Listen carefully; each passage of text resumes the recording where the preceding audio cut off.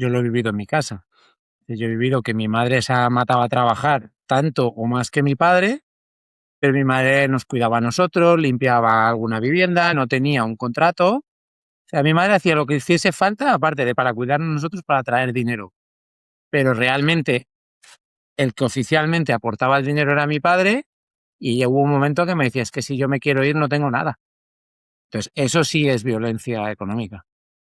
Por suerte eso va cambiando y ahora es verdad que es cuando uno gana más que otro, sí que también se puede producir y ahí es donde hay que hacer esos acuerdos. En pareja todo hay que hablarlo, no solo es el dinero, y hay que hacer esos acuerdos de decir cómo lo vamos a repartir, cómo lo vamos a... desde un inicio. Yo creo que esa es una de las cosas que más falla en una pareja, que en el plan de vida realmente la mayoría no tiene un plan de vida por donde quiere ir. Y yo creo que vamos improvisando en el día a día y cuando tú improvisas en el día a día hay veces que aciertas más, como hayamos podido acertar nosotros igual al principio o hemos visto en cosas que nos hemos equivocado, si tú ya tienes ese plan de vida es más fácil de seguirlo.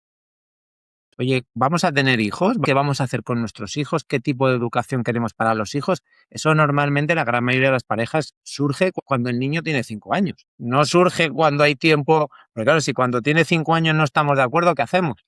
Separarnos. O uno cede, es decir, ahí empiezan los conflictos. Sin embargo, si tú desde antes empiezas, oye, ¿cómo vamos a hacer esto? ¿Y cómo podemos hacer esto?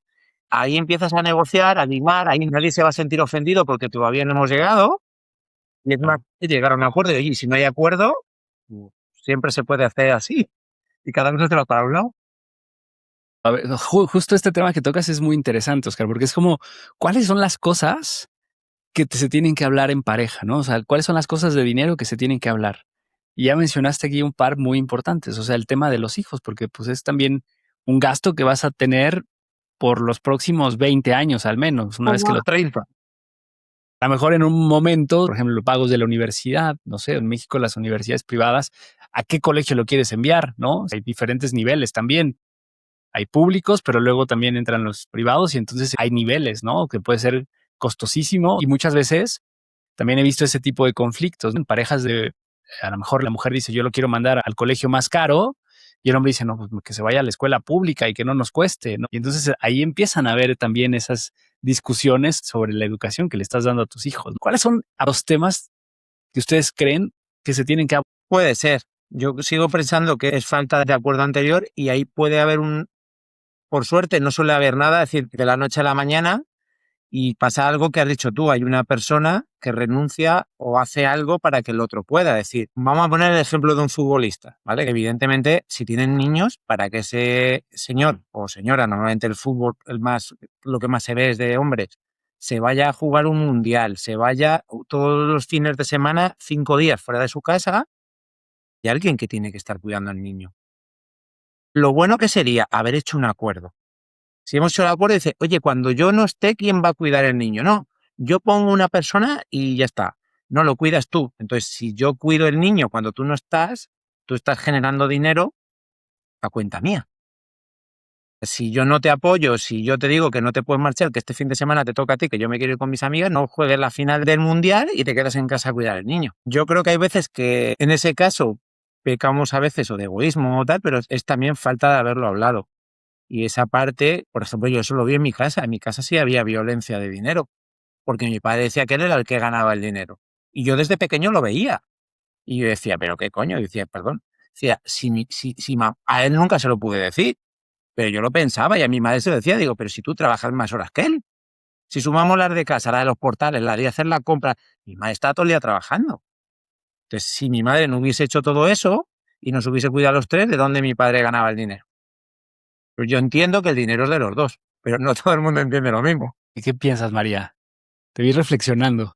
Sí, porque al final es que es así, ¿no? Por desgracia se ve mucho, aunque pensemos que no, yo lo sigo viendo en muchas mujeres. Muchas veces pues es como, a ver, tú ganas un dinero, yo no digo que tú tengas que hacer cosas escondidas o que tengas que comprarte algo porque sí, o pagar una formación o lo que sea porque sí, que siempre se consultan las cosas en pareja o he visto esto, pero yo veo mucha gente que cuando, sobre todo mujeres, no, es que yo lo tengo que consultar con mi marido a ver si él me da la aprobación, pero ¿quién quiere ahorrar? ¿De quién es el dinero?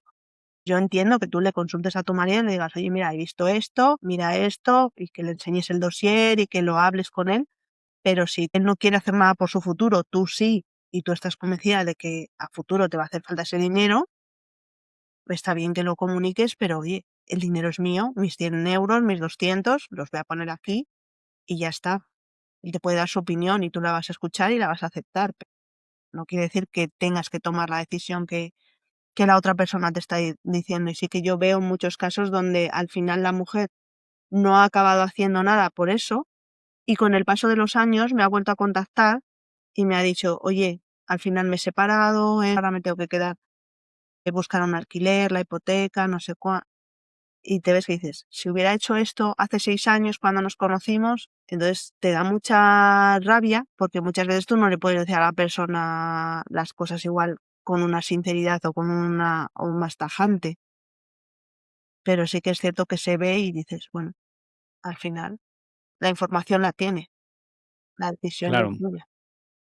claro, porque dicen que el que paga manda, ¿no? Bueno, en México hay un dicho que entonces, o sea, es esta parte de repente el que tiene el control del dinero, también se vuelve un conflicto. Hoy justamente es como de estos temas de rompimiento en las parejas, ¿no? Si yo te doy, entonces yo te controlo, yo sé qué haces, a dónde haces, en qué inviertes. Y eso genera pues, una tensión en la relación también, ¿no? Muy fuerte. Sobre todo en las mujeres, por ejemplo, que deciden quedar en casa, ¿no? Cuidando a los hijos, porque también, pues ese trabajo no remunerado, porque pues, al final es tiempo invertido en la atención del hogar. Eso es. A ver, justo este tema que tocas es muy interesante, Oscar, porque es como, ¿cuáles son las cosas que se tienen que hablar en pareja, ¿no? O sea, ¿cuáles son las cosas de dinero que se tienen que hablar? Y ya mencionaste aquí un par muy importantes, o sea, el tema de los hijos, porque pues es también un gasto que vas a tener por los próximos 20 años al menos, una vez que Como lo... 30. A lo mejor en un momento, por ejemplo, pagos de la universidad, no sé, en México las universidades privadas, ¿a qué colegio lo quieres enviar, no? Hay diferentes niveles también. Hay públicos, pero luego también entran los privados y entonces hay niveles, ¿no? Que puede ser costosísimo y muchas veces también he visto ese tipo de conflictos, ¿no? En parejas de, a lo mejor la mujer dice, yo lo quiero mandar al colegio más caro y el hombre dice, no, pues que se vaya a la escuela pública y que no nos cueste, ¿no? Y entonces ahí empiezan a ver también esas discusiones sobre la educación que le estás dando a tus hijos. ¿Cuáles son los temas que ustedes creen que se tienen que abordar sí o sí, a lo mejor desde que son novios y ya estando viviendo juntos o casados? Hombre, yo diría que el hablar del compartir los gastos, que si cuentas separadas o cuentas conjuntas o un mix, la cuenta común y luego una conjunta de ahorro y cada uno luego la suya aparte. El tema de los hijos, que ahí se va una inversión muy, muy grande.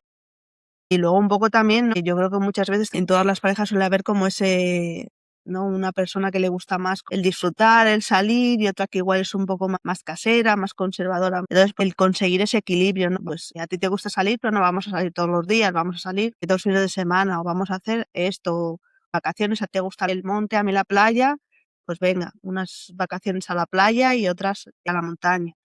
Creo que todo ese tema, que luego muchas veces pues pequeñas discusiones tontas cuando ya estás muy avanzada la relación son las que te pueden llevar a todo eso por no haber quedado claro en el punto inicial. Que a mí no me dijiste es que te gustaba esto, entonces yo pienso que muchas veces dejar las cosas claras.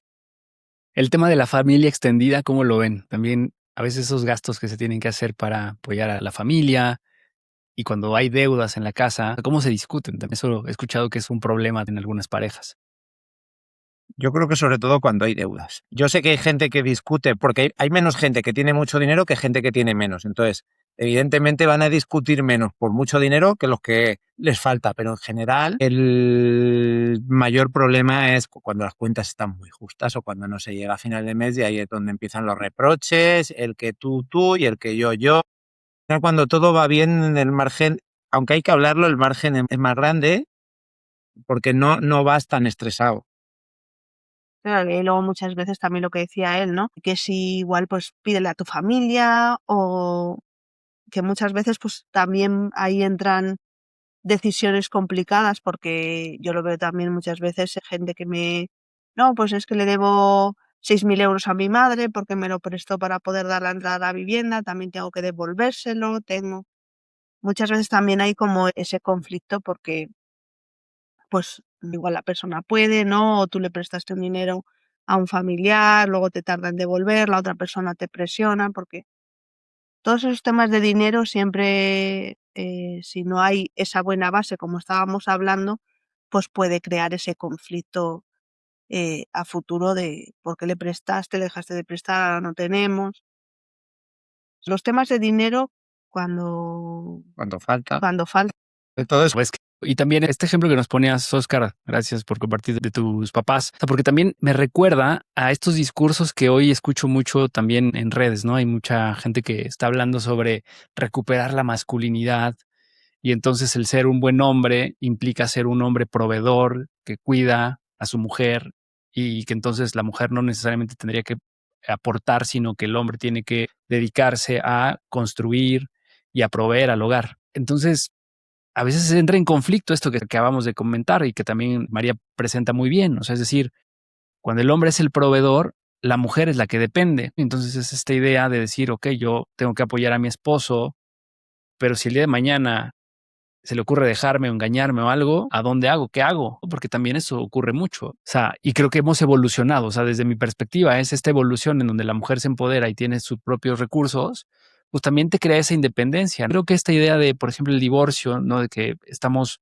en una época en donde hay más divorcios que nunca y entonces por eso hay que regresar a los modelos anteriores.